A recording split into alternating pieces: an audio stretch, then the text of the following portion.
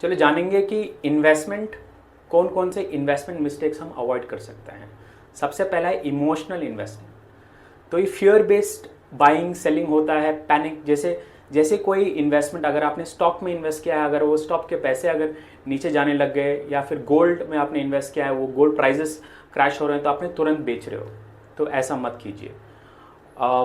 Chasing hot trends, तो अगर कोई गोल्ड ले रहा है तो आप भी वो ले रहे हो। अगर किसी ने कोई एक शेयर ले लिया है, कोई रियल एस्टेट में इन्वेस्ट कर रहा है, तो आप भी वही कर रहे हो ट्रेंड के साथ। आपको इन्वेस्टमेंट आपके ऑब्जेक्टिव के हिसाब से करना है। अगर कोई ऑब्जेक्टिव नहीं है तो आप इधर उधर भटकोगे।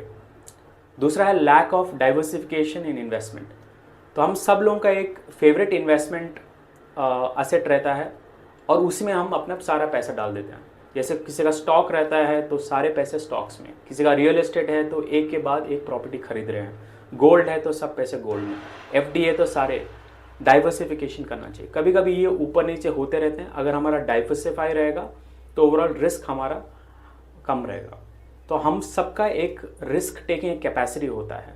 अगर मैं सामने वाले को कॉपी कर रहा हूँ, मुझे पता नहीं कि उनका रिस्क टेकिंग कैपेसिटी कितना है, कितना तक वो रिस्क ले सकते हैं। सो पहले अपना रिस्क को समझिए, उसके बाद में इन्वेस्ट कीजिए। चौथा है इन्वेस्टिंग विदाउट एनी नॉलेज। हम रैंडमली ब्लाइंडली अगर किसी टिप्स रिकमेंडेशंस को फॉलो कर रहे हैं, अगर घर को हमारा पैसा डूबेगा तो हमारा डूबेगा, उनका नहीं। पोर्टफोलियो रिबैलेंस नहीं करना है। तो जैसे मैंने बोला डाइवर्सिफिकेशन, तो आपके पोर्टफोलियो में मान लो 30% स्टॉक्स हैं, 20% फिक्स्ड असेट्स हैं और 10% गोल्ड है। तो ऐसा अगर आपको एक बना रहे हो तो हर साल एक बार इसको जरूर रिव्यू करें। Thank you.